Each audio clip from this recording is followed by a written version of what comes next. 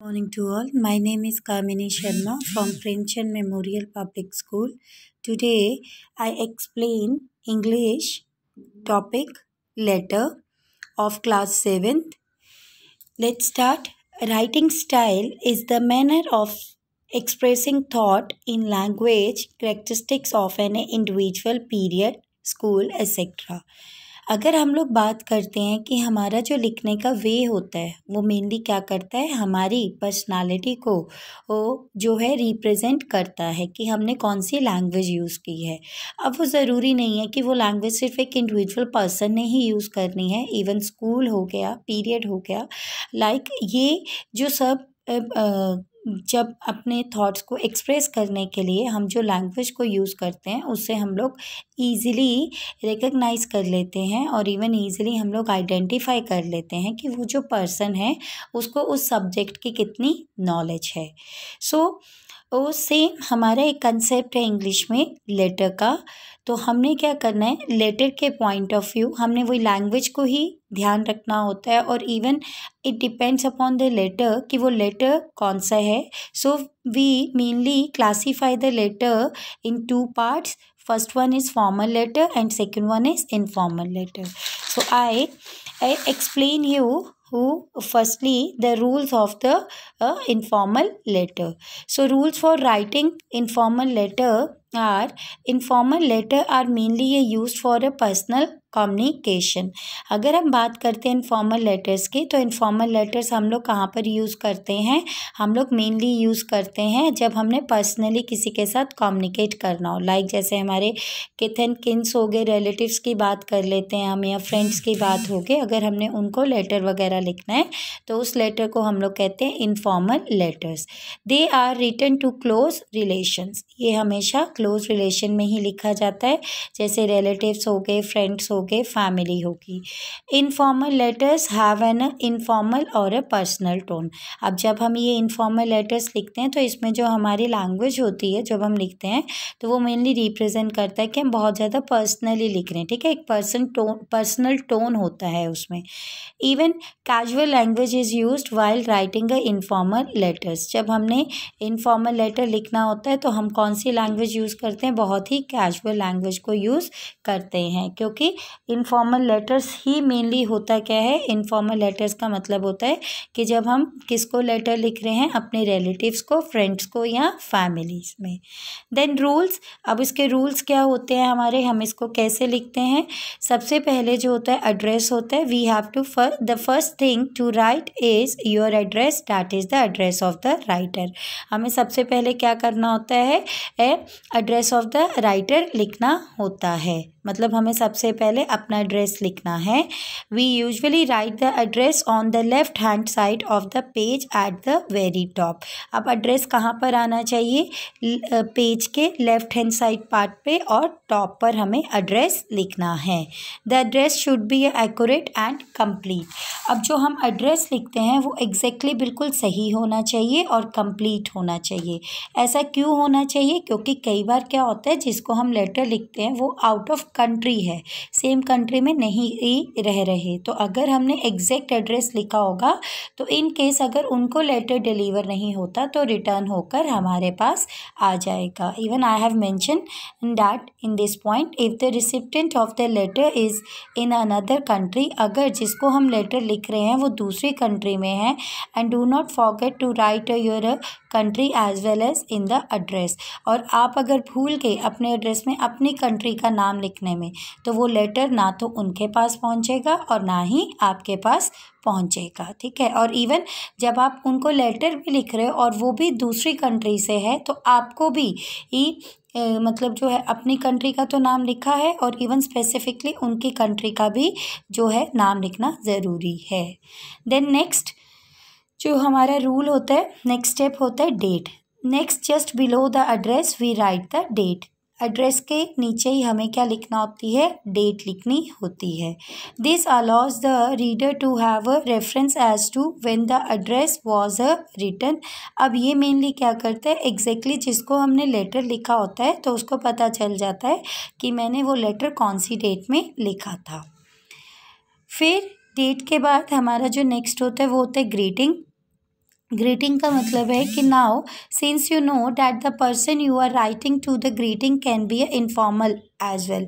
जब हम लेटर लिखते हैं तो लेटर लिखने पर इनफॉर्मल लेटर है तो इनफॉर्मल लेटर लिखते हुए जो हमारा ग्रीटिंग का कंसेप्ट होगा वो मेनली क्या होगा, बहुत ही आप ये कह सकते हो एक इनफॉर्मल वे से होगा। लाइक जैसे मैंने लिख दिया, if it is a friend और a someone close to your age. अगर आप लेटर अपने फ्रेंड को लिख रहे हो या फिर किसी और पर्सन को लिख रहे हो जो लगभग आप ही की एज का है, तो आप उसको ग्रीट करोगे कैसे, by their first name. Like जैसे डियर एलेक्स, उसका नाम लिख दोगे dear Alex. So if you are writing to your relatives like to your mother, father, aunt and uncle, अगर आप यही चीज़ लेटर जो है वो किसको लिख रहे हो, अपनी मदर को लिख रहे हो, अंकल को लिख रहे हो, आंट को लिख रहे हो, तो उस केस में जब हमने उनको ग्रीट करना है तो हम उनको ग्रीट करेंगे कैसे, लिखकर dear mom, dear uncle, dear aunt, इस तरह से।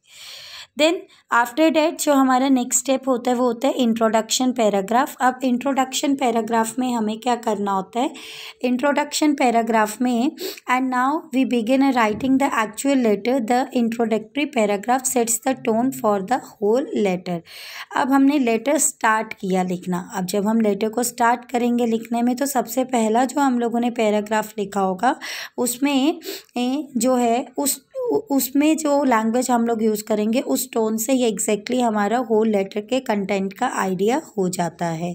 You might begin by saying that I hope you all are well।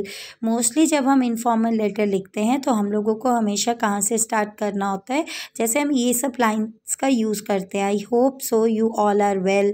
The opening of in informal letter should be a casual and a comforting. कहते जब भी हमें informal letter लिखना होता है, इनफॉर्मल लेटर हमेशा क्या होना चाहिए, कैजुअल होना चाहिए। उसमें जो लैंग्वेज है वो ज़्यादा मतलब आप ये कह सकते हो फॉर्मल वे से नहीं होनी चाहिए, कैजुअल होनी चाहिए और बहुत ही कंफर्टिंग लैंग्वेज यूज़ करनी चाहिए, इजी वर्ड्स को यूज़ करना चाहिए। इंट्रोडक्टरी पैराग्राफ के बाद a body of the letter overall should maintain a friendly tone. अब लेटर में जो भी कंटेंट हम लिख रहे हैं, जिस भी पर्पज़ के लिए मैं वो लेटर अपने रिलेटिव को लिख रही हूँ, तो उसमें मेरा फ्रेंडली टोन होना चाहिए, but you have to adjust the language and the wording according to who you are writing to. बट जो लैंग्वेज है वो आपको कौन सी यूज़ करनी है और जो वर्डिंग है वो कौन सी यूज़ करनी है वो डिपेंड करता है कि आप वो लेटर किसको लिख रहे हो। For elder you must be extremely respectful and considerated. But अगर यही लेटर आप रिलेटिव में से अपने से बड़ों को लिख रहे हो तो आपको बहुत ही रिस्पेक्टफुल वर्ड्स को यूज़ करना चाहिए। देन जो हमारा नेक्स्ट होता है इंट्रोडक्टरी पैराग्राफ, वही जो हमने किया, उसके बाद बॉडी ऑफ द लेटर। फिर हमने क्या करना है, उस बॉडी ऑफ लेटर में जो भी चीज़ें लिखी है मुझे लेटर को एंड करना है, तो हम लास्ट में एक कंक्लूजन की फॉर्म में कुछ और लाइंस लिखेंगे। So in the conclusive paragraph sum up अब the reason for writing a letter. अब उसमें हम लोग मेनली क्या करते हैं, एग्जैक्टली ये बताते हैं कि ये जो लेटर है मैंने आपको लिखा किस पर्पज़ के लिए था, तो उसको सम अप करेंगे, ब्रीफ में कर देंगे। से a meaningful and the affectionate good by two the reader. और फिर लास्ट में हम क्या करते हैं, उनको जिसको भी हम लोग लेटर लिखते हैं उसको गुड बाय कहेंगे। And do not forget to invite the reader to write a back or a reply to your letter. और लास्ट में हम लोग हमेशा ये भी लिखते हैं कि मुझे इस लेटर का आप रिप्लाई पक्का कीजिएगा जब भी आपको टाइम मिले। उसके बाद हमने क्या करना होता है, signature. There is no one way to sign off informal letter since they do not follow a strict format. वैसे ऐसा होता नहीं है कि इनफॉर्मल में हम लोगों को सिग्नेचर करना ही करना होता है, क्योंकि इतना स्ट्रिक्ट रूल नहीं होता। ये हम लोग कैजुअल पर्पज़ के लिए, अपने पर्पज़ के लिए लिखते हैं। So you may sign off as you, so please is some commonly instead of signing हम क्या करते हैं, कुछ कॉमनली ना फ्रेजेस यूज़ कर लेते हैं इनफॉर्मल लेटर्स में, जैसे lots of love, best wishes, kind regards. So out of this हम लोग pick the one that the best suits the occasion and then simply sign your name below the greeting. तो इन्हीं में से क्या करना है, आपको कोई भी एक आप यूज़ कर सकते हो, वर्ड को और उसके अकॉर्डिंग आप उसको लिख देंगे, ठीक है। See I have given one example of a informal letter. Write a letter to your friend congratulating him और her on his her success in class 12 board exam. मैंने एक लेटर लिखा है बेटा कि आप क्या करो, एक लेटर लिखो अपने फ्रेंड को और उसको कॉन्ग्रेचुलेट करो कि वो क्लास 12 के बोर्ड एग्ज़ाम में क्या हुआ है, उसने टॉप किया है। सो देखिए सबसे पहले मैंने क्या लिखा, आई have mention the address of the writer, ठीक है। उसके बाद हमने उसको कहाँ से स्टार्ट किया, अब मैं ये लेटर लिख रही हूँ अपने फ्रेंड को। सो मैंने उसको ग्रीट किया किससे, यहाँ पर हमने क्या किया, जैसे मैंने ये एड्रेस लिखा, एड्रेस लिखने के बाद हम क्या लिखते हैं, डेट लिख रहे हैं दिसंबर। अब डेट कितनी है, 7/2020। और फिर मैंने उसको ग्रीट किया, ठीक है। ग्रीटिंग करने के लिए मैंने क्या वर्ड लिखा, डियर मुस्कान। और फिर मैंने वही स्टार्ट किया like I hope so you are good in that place. तो मैंने सिंपल बोला, my happiness knew no bounds when I got to know that you have topped your school and achieved your dream. मेरा खुशी का कोई ठिकाना नहीं रहा जब मुझे ये पता चला कि आपने अपने स्कूल में टॉप किया है और आपने अपने सपने को पूरा कर लिया है। So I felt so pleased that I wish I were there to congratulate you personally.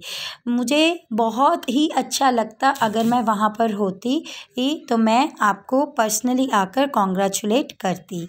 The result has a prove that the hard work, determination and the Perseverance bring a good result. कहते ये चीज़ इसलिए हुई है क्योंकि जो भी इंसान मेहनत करता है, जी जान से दिल लगाकर मेहनत करता है, उसको हमेशा सफलता मिलती है, अच्छा ही रिस्पॉन्स आता है। So you were so passionate about it, आप तो वैसे ही बहुत ज़्यादा पैशनेट थे। So I know you were very nervous too but I was always very confident that you would come out with the flying colours. मुझे पता था आप कई बार नर्वस भी होते थे कि मैं कैसे मार्क्स ले पाऊँगी, क्या है क्या नहीं, बट मुझे पूरा श्योर था कि आप क्या करोगे, आप बहुत ही अच्छा स्कोर करोगे। और वो जो बहुत ही अच्छा स्कोर करोगे अपनी क्लास में, और बहुत ही ज़्यादा मैं कॉन्फिडेंट थी कि आप ही क्लास में टॉप करोगे। I apologize that I couldn't even attend the celebration party despite my wishes. But मैं आपसे माफ़ी मांगती हूँ कि मैं वहाँ पर नहीं आ सकी आपकी सेलिब्रेशन पार्टी को अटेंड करने में। बस मैं आपको क्या कर सकती हूँ, सिर्फ विशेज़ ही दे सकती हूँ। Hope to see you soon. अब ये हमारा कंक्लूसिव पैराग्राफ है, ये लास्ट में लिखा। अब मैं इसको बिल्कुल ब्रीफ में लिख दूँगी। Hope to see you soon, please be encouraged and continue your hard work.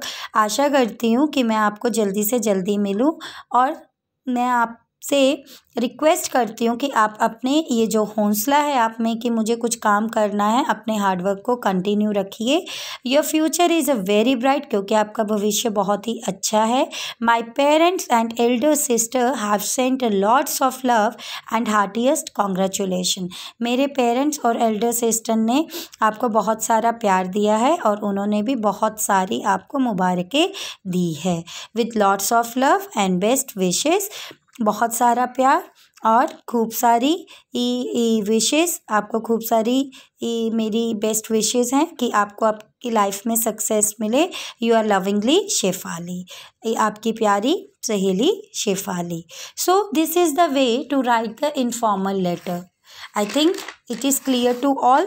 Again, I am giving you the brief description.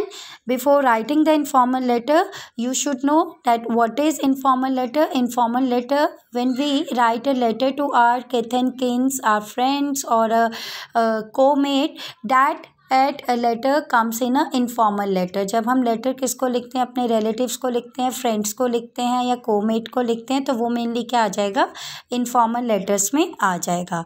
सो जब हमने लेटर लिखना है, firstly we have to write the address of the writer, after that date, then start the letter with the greeting or a salutation, dear and all words. After that start at the letter with the introductory part, ठीक है, introductory part से start करना है, then उसके बाद उसकी explanation करनी है, and sum up with the letter और उसके बाद वो 2 पैसेजेस को लिखकर 2 पैराग्राफ को लिखने के बाद कुछ लाइंस को लिखने के बाद आपको क्या करना, सम अप करना है एक पैराग्राफ के फॉर्म में। And at end use some of the phrases is for closing the letter. कोई ना कोई फ्रेजेस यूज कीजिए लेटर को क्लोज करने के लिए। Thank you. I hope so concept is clear to all. Please student go through the rules of the informal letter and solve the assignment. Send it in a WhatsApp group. Thank you. Have a nice day.